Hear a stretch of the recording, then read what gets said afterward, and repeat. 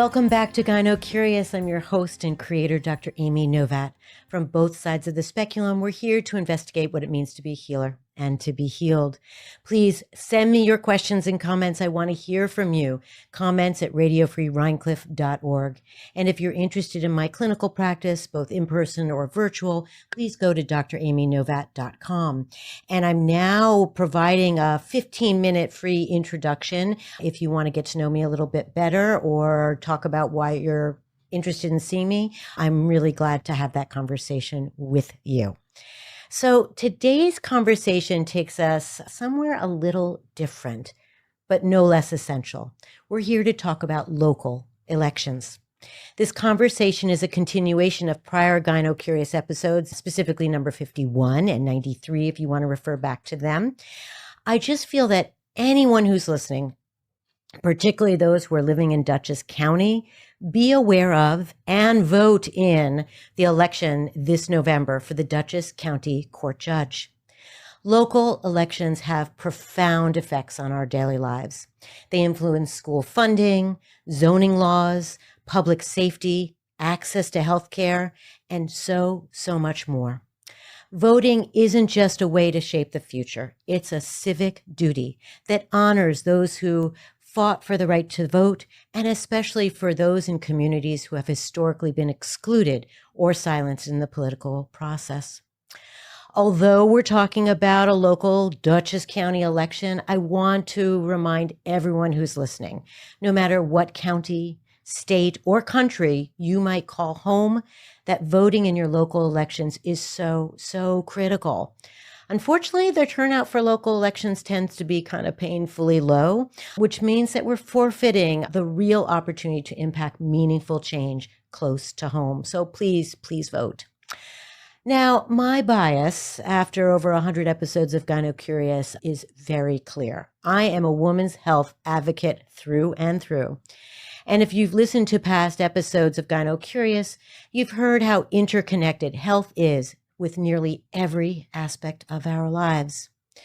The chronic stress of being a woman in this world takes a toll, whether it's ongoing fight for pay equity, for equal access to medical care, quality health care, for medical science that treats women as more than just small men, or for laws that finally and fully protect us from violence. These are issues that shape our physical, emotional, and social well-being. Politics may feel very far away at times, but when it comes to our bodies, our health, and our rights, local leadership matters. Today, to help you understand how important this November 2025 election is, I've invited Michelle Horton and Linsey Gatto to the studio. Michelle Horton is an author, sister, mother, and aunt who has worked tirelessly to protect domestic violence victims and survivors. Her book, Dear Sister, a memoir of secrets, survival, and unbreakable bonds, is something that I've talked about before on GynoCurious. I've had the pleasure of having her here before, and I'm so grateful for Michelle for being here again today. A new guest is Linsey Gatto, who's a member of the Nicole Addimando Community Defense Committee and part of its social media team. Linsey has worked as a marketing director for various organizations and most recently a content creator of an online community called Togetherish Mom. She is a mother of 2 boys and a lifelong resident of the Hudson Valley. Welcome, ladies. I'm so happy to see you here today. Thank you for having us. Yeah, I'm so happy to be back here. Thank you. So, Linsey, I have to kind of start with a question about this online community because we're all mothers in this studio today. Togetherish Mom. Can you talk to me about that, please? Yeah, I didn't plan to, but yeah, it's just when I found myself with 2 young boys thrust into motherhood and this world, I realized how isolating it could be. And I just wanted to gather community and help others find it as well. So I created what was then a blog and is now a social media presence. And I've been lucky to have a great response and a great community that has joined me for that. So I'm now 6 years into Togetherish Mom. It's great. It's great. Thanks, Linsey. So this is a subject matter that's actually really pertinent to our conversation today because the way local laws impact us moms, certainly our children, our communities, is so important and so far reaching, right? And it is striking that even in 2025 that we are talking about how separated we feel as mothers, how we still feel isolated at times. And certainly I know that when I was raising my kids when they were young, there were so often times where I just wanted to ask someone, is this happening to you as well? Like, how did you respond to this problem? And, I had some close friends, but there was always a little bit of hesitation to talk about some of the harder aspects, or if my kids were not, if you will, behaving, or if I really messed up. It was hard to admit to some of that. So thank you for creating that community. I'm sure it's so helpful for other people raising children. Thank you. It's helpful for me too. Yeah. I find that it's a wonderful resource for myself as well. Yeah. Yeah. So often what we do for others also brings us health and healing, which brings me to Michelle's book. And Michelle, there are folks who are listening today who I suspect may not know about your book and about Nikki's case. So if you would, just a brief description of what happened with Nikki, and then what inspired you to write the book that you did, which is so beautiful and so revealing and so important. Yeah, thank you. Yeah. So what happened with my sister was in 2017 in Poughkeepsie, after a very long, hidden, and just devastating situation of domestic violence. She had 2 toddlers just trying to survive, trapped in that relationship for all of the reasons mothers are trapped in these abusive relationships. It escalated to a situation where she had to defend her life or else she was going to be killed. A situation that unfortunately too many victims find themselves in, and too many victims end up being the one who was killed. In this situation, she was lucky enough to be able to defend herself. And as soon as she did, the criminal justice system in Dutchess County prosecuted her as a criminal. Her name was dragged through the newspaper. It was kind of, is she a monster or was she a victim? When the evidence clearly showed that she was a victim for a long time, and the county knew that. So I took in her kids and I watched, and also, along with Linsey and a lot of other women, we were part of a defense committee. So I was really in the nitty-gritty of the legal situation that she was in. I watched what happened in the courtroom in the way that the newspaper never really reported. And at the end of, years of the legal situation from 2017 to 2020, she was ultimately sentenced to a life sentence in prison. I experienced something that needed to be shared for my own healing and understanding, but also so people can really have an inside look on what this does to a family, what this does to a community when a woman is disbelieved, when her evidence is suppressed, when she is painted to be a master manipulator, and all of the misogynistic language that was hurled at her, which I later learned was not at all just her, that is what is done to survivors who end up in the criminal legal system. And I felt I had a responsibility to show this. So I was a writer prior to all of this happening. I was very diligent about recording everything and very thoughtful in what I chose to share in it. And ultimately, I think I shared the most truth that I possibly could. And the way people have responded has been incredible in that they feel like their eyes have been opened to issues that they didn't know about. Their hearts have been opened to what the kids have gone through, what I have gone through, of course, what Nikki had gone through. And I'm really glad that this exists now for a reference for other people, but also just for my own healing. Yeah. In a way, all of us, I guess, my doing this podcast, Linsey doing her online community building, and you're writing this book, are vehicles in which we've shared our difficult stories and spoken out loud about them. Because so often what we experience in our personal lives, particularly difficult stuff, are kept hidden, right? And yet certainly you two have been very brave in bringing it forward. And one of the reasons that I do GynoCurious is because and I've said this many, many times, but it bears repeating, is so much of what I've learned, heard from women in the privacy of a clinical setting, which always remains private, but are often kind of universal truths, things that so many women are going through. And yet every single woman I see independently feels that she's the only one. And I would suspect that that's part of one of the, perhaps mythologies too about domestic violence, right? That the individual feels that she has perpetrated it, she's brought it on, she's the only one going through it. And of course, we know the statistics are, tell us absolutely that's not the case. Yeah. Even societally, when somebody is killed, it's kind of treated as this, oh my goodness, like this,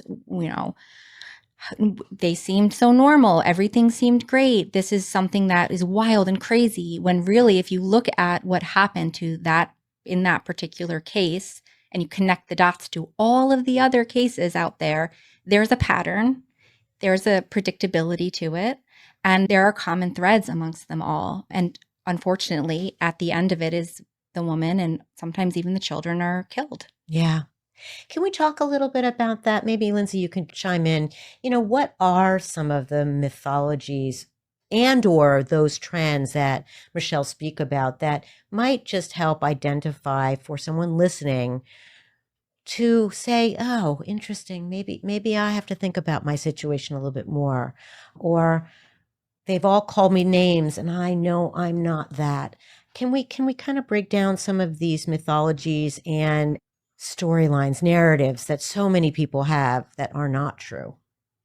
You mean about domestic violence victims? Yeah. Well, I think the most frequent myth that we hear all the time is that why didn't she just leave? And we hear that about women or, from men and women, alike. We hear that commentary. And I think it speaks to more than just a lack of understanding. I think it's that we ourselves want to feel that we're safer than we are. We want to other the victim to make ourselves feel like that couldn't happen to us or our sisters or our friends or our mothers, when in reality, it doesn't discriminate from, socioeconomic status or what type of person you are. And we want these, perfect victims. And we talk about that a lot as well in the work that we've done as a committee. We talk about how women who are victims of domestic violence, in order to be believed, they have to be perfect. They have to be monogamous. They have to look a certain way. They have to dress a certain way. They have to, and in the work that we did surrounding Nikki was as perfect of a victim as there ever would be. And still, she was not believed, which was devastating to witness. And back to the mythology, the way I always look at it is I always say, if you look at it from a lens of believing a woman, it all makes perfect sense. If you look at the world trying to pick things apart and say, well, she could have done this, or this is where she went wrong, or, she could have fled the county and taken her kids and walked out the door and all these things that we hear, you're missing a big piece of it. But if you actually just look at it as imagining the fear that a mother and a woman would fear when she has her own life at stake, and no mother would ever choose to leave her child, in any way or put the children at risk, it makes perfect sense. When I heard about Nikki's story, I was not connected. Now Michelle and Nikki are both wonderful friends of mine. But when I first heard Nikki's story, I just believed it. And I never questioned it. So it made perfect sense. And I was shocked to see the local publications getting it so wrong. And even just like Facebook posts and comments that people I knew were making, I was appalled by it. Because again, if you just look at it like she's telling the truth, then it all makes perfect sense. You don't get caught up in, oh, he was this type of person. He was a great guy. He would never. Yeah. Do you have anything to add, Michelle? Yeah. I mean, just of what you just ended with, that is another myth, that we would somehow know when somebody was an abusive person, when the reality is that often people who are abusive behind closed doors wear a mask in public. Yeah. And it is not just who you think. It is someone who could be affluent and powerful and charismatic and maybe works with children. Like, these are really common. They're philanthropic. They are donating to their domestic violence shelters. They put on a good show because they know that if you ever talk about it, no one's going to believe you. That no one's going to believe you is it's paved well ahead of time. And also, what I learned that I didn't know prior to this is that there is an escalation. Part of the pattern is an escalation of violence, and that at the very beginning, there are red flags of coercive control that really should not be ignored for people who are listening, because it can escalate. Maybe not now, maybe not in 5 years, but in time, it can escalate to lethality. I know situations that happened even, apart from Nikki, where you go back in time and you can see all of the red flags. And over time, it gets harder and harder to be able to leave.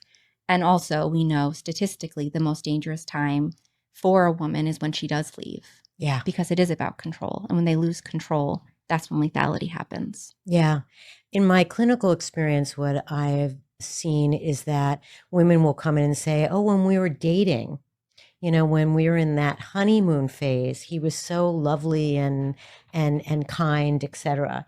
And then, as you've described, each kind of year of their, particularly if there's a marriage certificate and or there's children, the violence just escalates and changes and morphs into a reality that's just overwhelming and daunting and terrifying, etc. Yeah. Can you tell us a little bit about, Linsey, the Nicole Addimando Community Defense Committee? So you mentioned that you didn't know these ladies beforehand. Yeah. You clearly were bearing witness to the media frenzy around this case. How did you get yourself involved, and what's the role of this committee now? Good question. How I got myself involved was just by showing up. So the committee, as they formed early on, it was just a small group of women, were immediately mobilizing and organizing and having meetups outside the court and sharing in a group where we could all attend and what we should wear and how to behave. And I just really respected the way that they were doing that and organizing in a way that I don't know really how anybody had the wherewithal to pull themselves together to do that. But I would show up at these events by myself. I would find childcare. It was very, very difficult because my kids were so young, but I just kept thinking Nikki's kids are similar ages to mine. Like, we have to show up for this person. And I would just show up, and eventually I was invited to become a member of the committee, which I was very, very honored by. And I think I was invited to become a part of the committee right after trial, right after sentencing, I think, is when. Probably before sentencing. You think it was before sentencing, but after trial. I think they realized that the task was now going to be larger than anticipated and take longer, and they would need more resources. So I was grateful to be asked to join. And it's been one of the greatest honors of my life, and the work that we've done has absolutely changed my life, changed my heart. And I think Michelle's book is a great testament to the spirit of the sisterhood that we all experience together. Michelle calls it lightning in a bottle. It's really hard to describe. It's not something that you see very often, but the work that we did was we were under a pressure that none of us had ever experienced or likely will again, which was that we had to reunite this family. It was dire straits. We had to do everything we could to try to get Nikki home. And so we did for years. And as far as what our committee does right now, when we got Nikki home, I think we all took a moment to breathe. And Michelle's book came out that same month. So we helped promote the book and just kind of stayed connected. And now we have begun our regular meetings once again because we find it very imperative that we involve ourselves and involve our voices with this local upcoming election for a judge in Dutchess County. Great. That's where we're pivoting. Michelle, why don't you talk about why this election is particularly important for the Dutchess County Court Judge? Well, the Dutchess County Court Judge sits for 10 years. So when my sister entered the court system, you're assigned one of two judges. She was assigned Judge Edward McLaughlin. Didn't know much about him. I was hopeful that the evidence would speak for itself, that it would never even get to trial. That was the hope in the beginning. And so in 2018 is when, like, it took a very long time for prosecutors, like the Dutchess County DA's office recused themselves from prosecuting because of reasons they didn't say, but the reason is because they had evidence of her as a victim prior. So it was moved to another county. There was all of these delays, and my sister was just sitting in jail waiting. And it wasn't until 2018 in the spring where the judge started to actually make rulings that we were like, uh-oh, this is not good, because every ruling was siding with the prosecution, even wild ones like removing Nikki's choice of counsel after 8 months because of a conflict that was not a conflict. We don't even have to go into it, or we can go into it. But as it was happening, and I would talk to other people who were kind of our sounding board in the legal system, like, does this hold any weight, this conflict of interest? And it was always like, no, absolutely not. This is just a Hail Mary by the prosecutor to delay grand jury. But the judge ruled to remove Nikki's choice of counsel, which really started a domino effect of her constitutional rights being violated and her defense being cut off at the knees. Then we move forward and all of these evidentiary hearings happen, and basically everything is suppressed. And, you know, Nikki is in jail and she's in a state of being isolated. So it's on me as her family to kind of have these legal conversations. And I'm trying to like ring bells and say, Judge McLaughlin used to work in the DA's office when Nikki was a victim, and they had, you know, files of her being a victim from police officers. They knew what was going on, that there was an escalation in violence. There are 2 young kids. He has a registered gun. You know, there should have been enough flags for an evidence-based prosecution. He was the bureau chief at the time. How is this not a conflict? And they said, you know what it is? So many judges were prosecutors that the protections for judges, like, it's almost impossible to remove a judge once they're in place. And this was in 2018.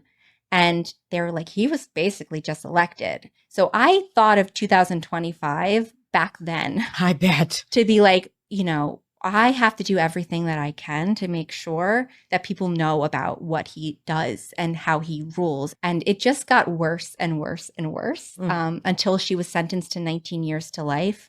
And the things that he said on the record were outrageous. His decisions were outrageous.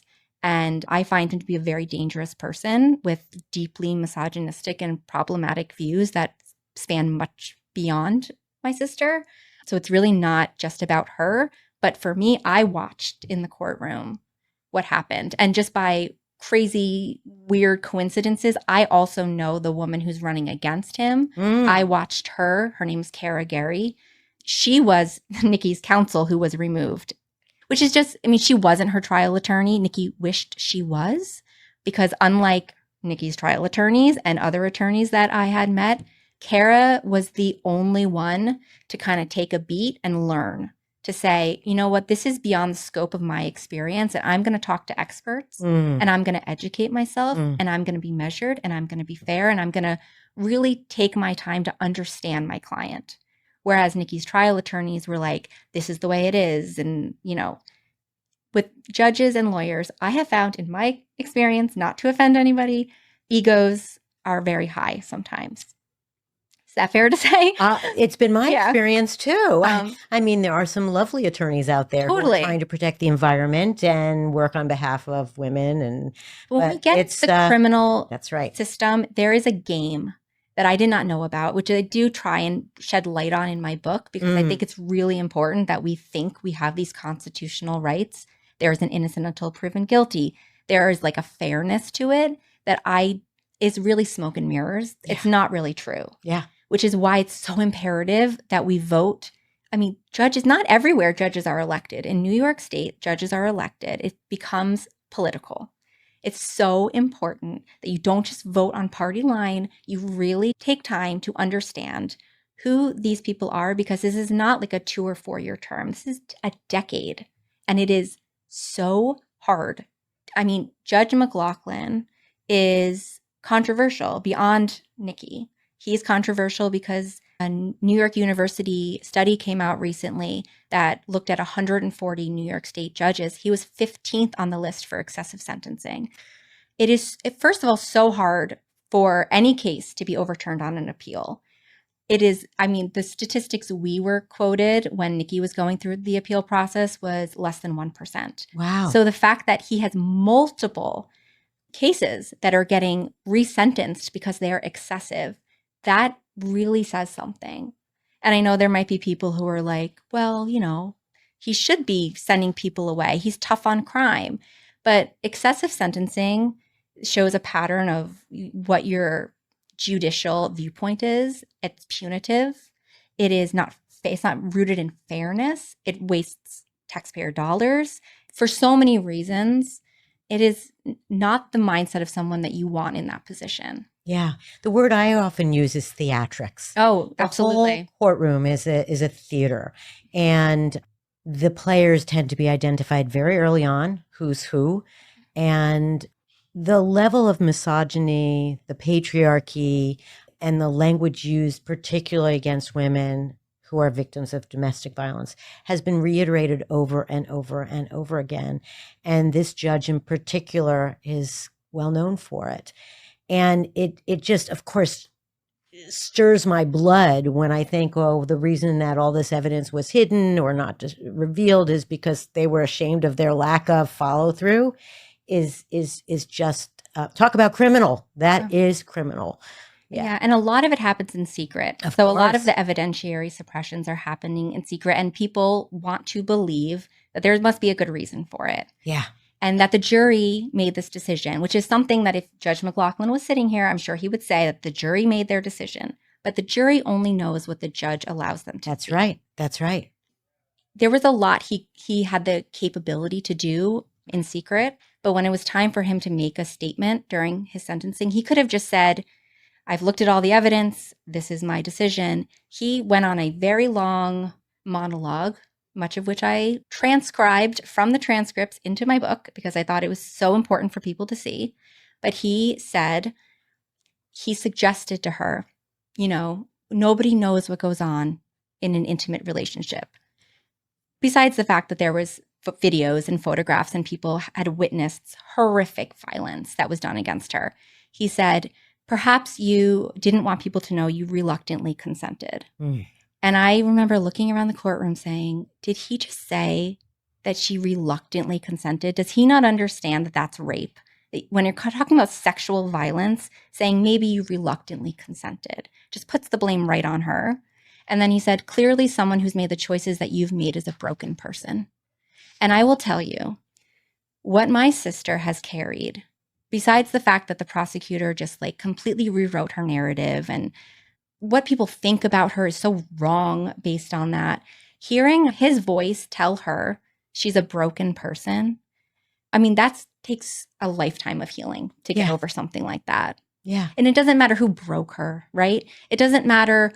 I mean, first of all, she's not a broken person. It's just a horrifying thing to say to somebody when you're in that position of power. Yeah. But there was no motive. There was no money she could have. There was no proven love interest. They went through all of her texts and everything. I mean, that's all he could come up with is clearly you must be broken to make those choices. If he actually thinks that she reluctantly consented to all of the abuse he suppressed and that she's broken, I mean, how are we allowing him to be making these decisions? Yeah. And Linsey, I think we'd all agree, this is not a legal term, you are broken.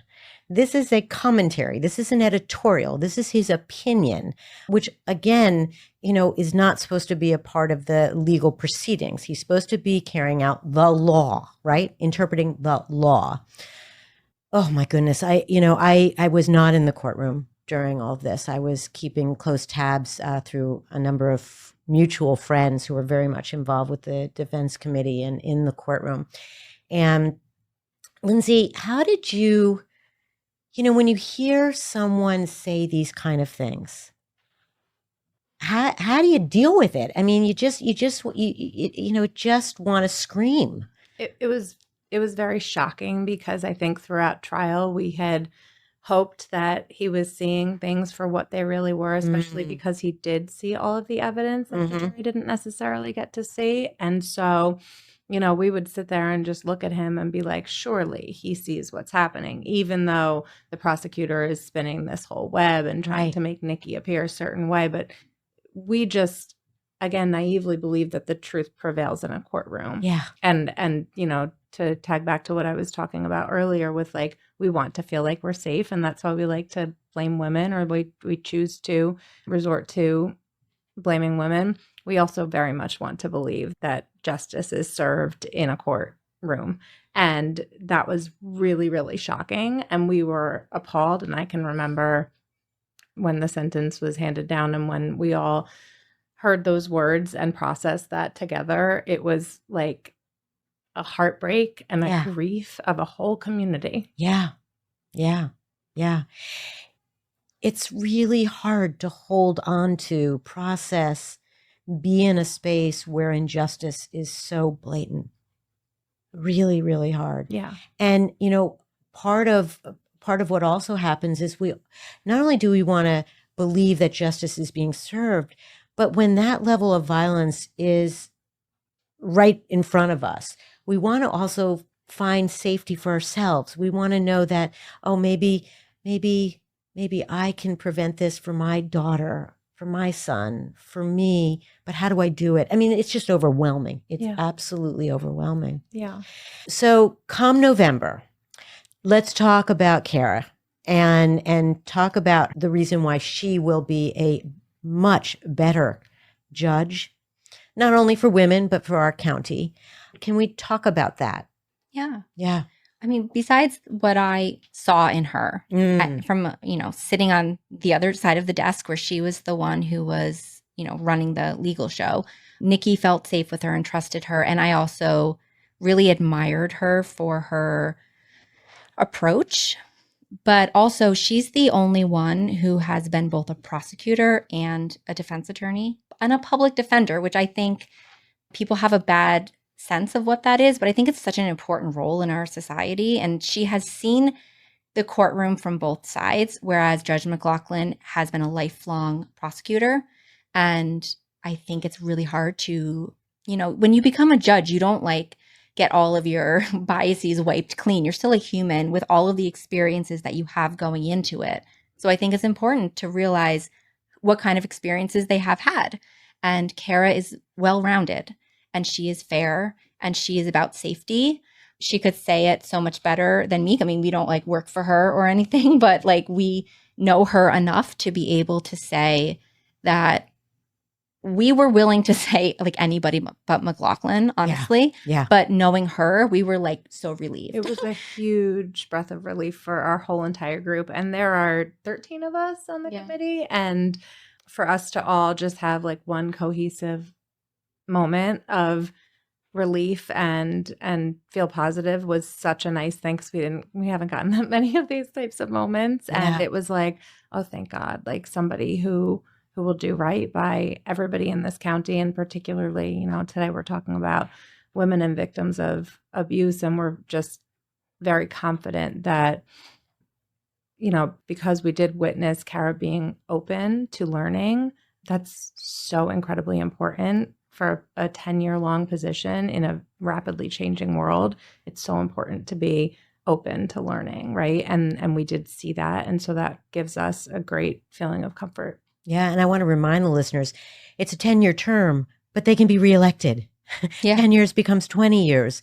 It becomes a kind of a lifetime job that, over those years, boy, you can influence the courts around you, the policies around you, communities, vast communities. Yeah. Because what happens behind closed doors with domestic violence, we know it doesn't stay behind closed doors. It ripples out into communities. And the same thing with courtrooms. That's right. I mean, lives are ruined especially by excessive sentences, but by injustices that are done. I mean, any of us who experienced what happened with Nikki and were in that courtroom are still healing from what we experienced. Yes. I think it's a lifelong healing, quite frankly, and understandably, not just for Nikki, for everyone all of you who know her intimately, who were in that courtroom. I have to say it out loud. We're living in a larger world right now where women and women's health and safety is really at risk, and the loss of body autonomy and rights feels like it's happening not only in the States, but certainly around the world. Yeah. So it's the ripple effect that we've talked about in so many of these contexts is happening again in the national newspapers as well. Yeah. So I mean, in so many ways, what's happening nationally, we can feel helpless about at this stage, but we have a choice to make in November. that's right. And what do we stand for as a community? Right. What do we want to see for our daughters and sons who might end up in the criminal justice system? Or what do we stand for? It's so easy to just stay home, especially on an off year. A lot of people don't vote in the elections, but what happened to my sister is just one example of local elections going wrong with the wrong person in place. That's right. That's right. Yeah. So for those of you listening, I mean, you have to get out and think about this vote deeply. We're not telling you, we can't tell you who to vote for. We can tell you our thoughts and our feelings about the sitting judge and the woman who is running against him. And the three of us clearly feel pretty strongly about this vote. But please educate yourself, because this is an opportunity to think not just about party lines, as Michelle mentioned earlier. I mean, listen, everyone on both sides of the table or sides of the aisle are either a parent or a sister or a brother, or know a woman who they feel strongly about. So let's get outside of the dynamic of the aisles and really think about the safety of women and their children, all families, and educate men, educate boys about how to be in relationship with women in a respectful, honest, nonviolent manner. That's part of our mission too. So, part of, I suspect, as you went through this, Linsey, having two sons, that must have impacted the way that you thought about raising them. Absolutely. Yeah. Yes. And it's been such a gift to have so much more language now surrounding those things, and understand that raising them from such a young age with talk about boundaries and consent and respecting people's bodies. Yeah, I've been very grateful to have that language, as well as be surrounded just by the other women on the committee who happen to all be fantastic mothers as well. And we've learned so much from one another as we've navigated this together. And our children have also witnessed the advocacy and been present at some of our, family-friendly events, and seen us, having to dip out of bedtime and go onto a committee call that would go late into the night, because it was so important for us to do that work. And I now think that them witnessing that is something I'm so incredibly proud that they saw us do good. And, you don't want them to know that the world is imperfect necessarily. And I think before all of this, I definitely just wanted them to look the other way when there was anything bad and turn off the news. And that's my natural inclination as a mother. And I now know that we talk about this, like, darkness hides in secrecy and silence. And so I would rather show them what is real, and also show them that there's also goodness that comes out of those things, and that it's our duty as people to do that work, because advocacy work is so heartbreaking and people need to take breaks from it and can't carry it alone. And so whenever anybody has ever shown up to us and said, how can we help? We're like, tell us, how can you help? What can you do? Like, what are your skills? What do you have to offer? Because we always want help. We always need support. It's a lot to carry, and heartbreaking work to kind of see, as we've talked about, the harm caused and the ripple effects of these types of things. Yeah. I want to remind the audience that, what Michelle and Linsey have shared with us isn't just their opinion. I want to just read a quote that the higher court, when they resentenced Nikki, they issued a, quote, blistering rebuke of his antiquated viewpoints of domestic violence. And again, showed that he was one of the most reverse judges in New York because of his excessive sentencing. So antiquated viewpoints of domestic violence. I mean, that says it all, right? I was going to say, they also said he had arcane beliefs. Oh, And what I was going to say is they chose to resentence her themselves because there was a possibility, and we weren't sure what was going to happen, that if the appeal was granted, it could go back to his courtroom. And so from what we're hearing, again, in people in the legal world, we have heard that that was a really big deal, that they chose to resentence her themselves rather than leave it up to anybody else's interpretation. Yeah. As rare as it is for an appeal to be successful, it's even more rare for them to write something like that about the sitting judge. And to override the decision. Yeah. Yeah, to override the decision and to make those comments. Yeah. Well, good.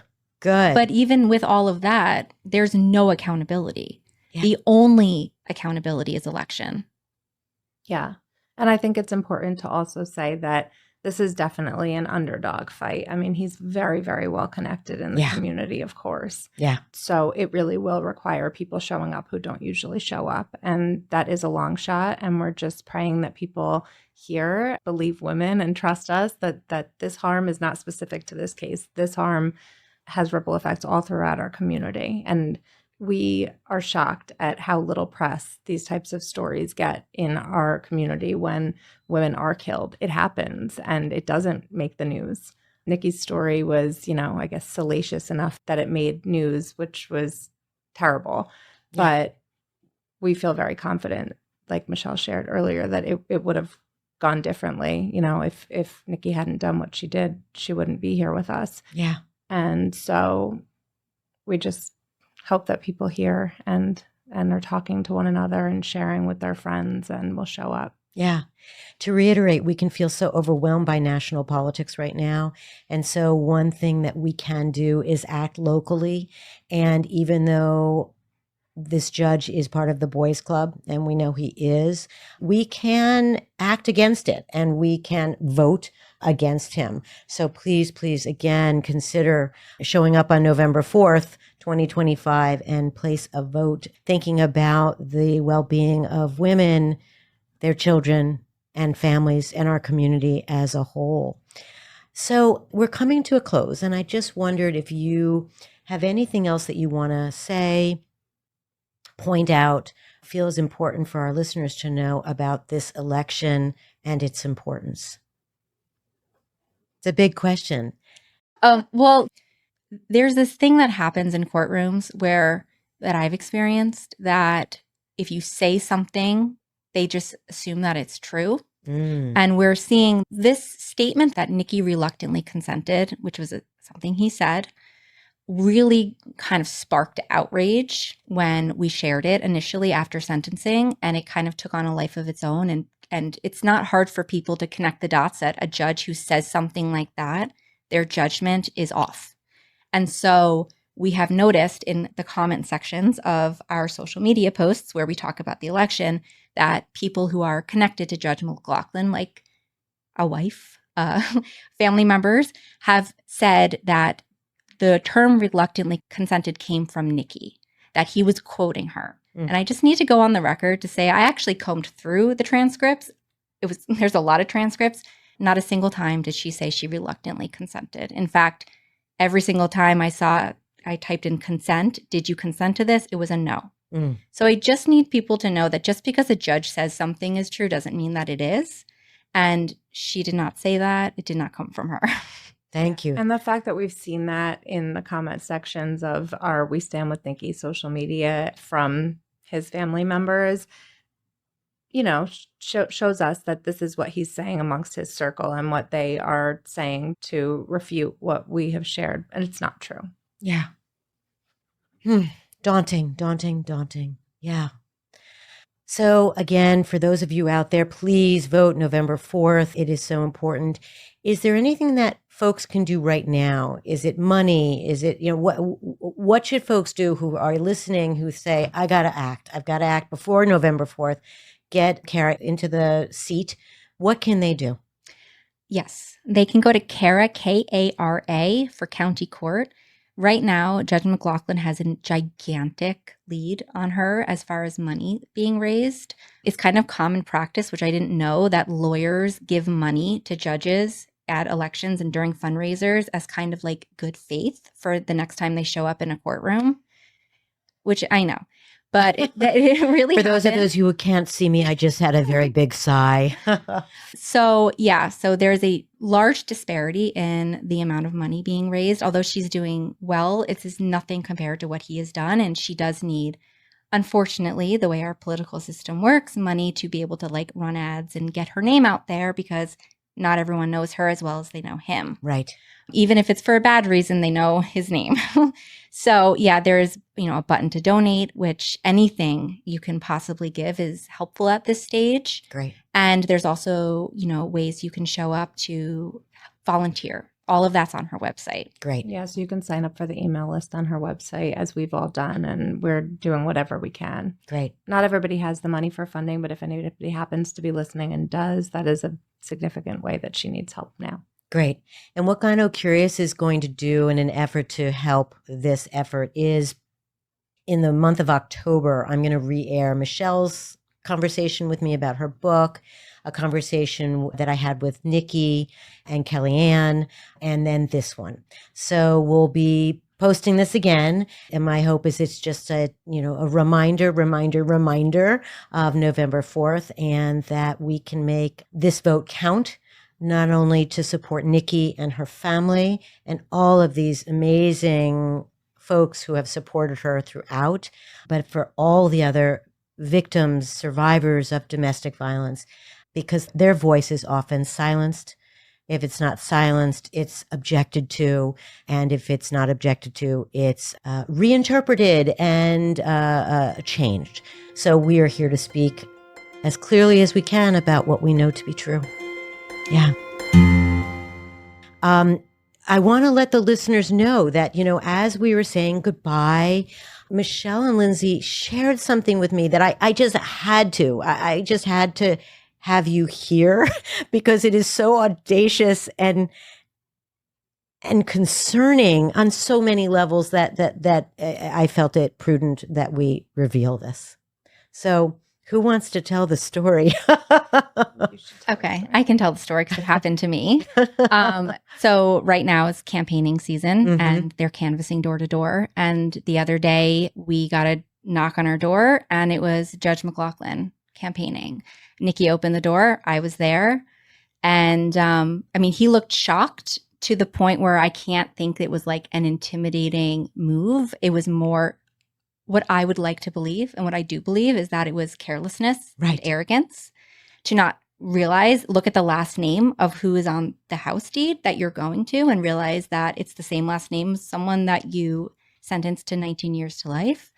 And Nikki was stunned, as she would be. And, for all of us, it's like equal parts like confounding and horrifying. But the reality is, this is Nikki's safe space. Like, we worked really hard to be able to get a home where she can feel anonymous and safe.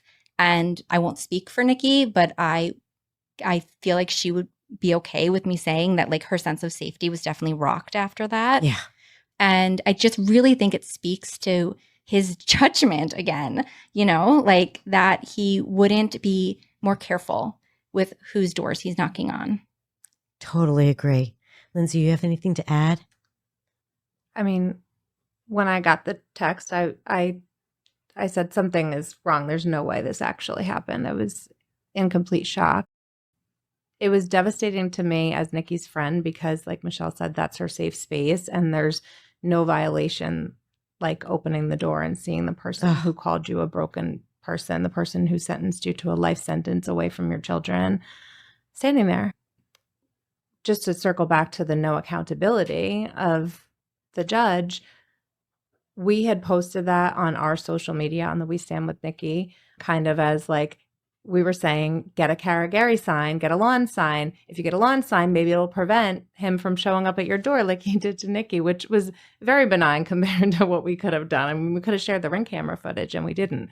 So we had shared that, and somebody in his camp had commented and said that we shouldn't be saying that because, I forget the exact language, but that it was an upsetting, embarrassing moment for him, and we shouldn't be sharing it or something. Yeah, like that they were uncomfortable. They were uncomfortable, him and the other gentleman that he was canvassing with. And we were just like, the eye roll heard around the world. We were like, are you kidding me? let's have him sit in jail for a few years. And that's what's uncomfortable. Uncomfortable. But the fact that he showed up there and then that was their response. Other than tail between the legs, shame, an apology. Apology. That's right. That's right. And I think when you are a judge who's criticized for so much excessive sentencing, you probably should have a list of where to canvas. That's right. And check it twice. Or maybe someone on his campaign should be teaching this man some humanity, manners, Humility. humility. Yeah. We would all feel so different had there been any apology. Yeah. I don't know what it would have done for Nikki, but it would have been something. It would have helped. It would have helped, I suspect. I just, again, really think this speaks to his character that when now we're in a campaigning, cycle and us on the committee, we are airing things as we have always about Judge McLaughlin. And now it might be ramped up because there is an actual thing we want people to do. His response time and time again is to blame Nikki. Well, you shouldn't, you made him feel uncomfortable. You said reluctant consent when it was like, can you just take any accountability, any self-reflection and say, you know what, I may have misstepped. There's none of that, which I think I know I want. I can't speak for what other people want, but I want that in someone who's making giant judicial decisions. Right. The narrative has been for so long about blaming the victim. And there is a response to that. That's, that can change that narrative. Behaviors, words, legal action, that can change the narrative. And that's hopefully the role of progress and learning.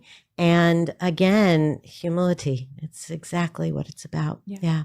Thank you for sharing that. I just felt compelled to put that out there. Yeah. Thank you. Thank you for joining me today. I'm so, so grateful. Yeah.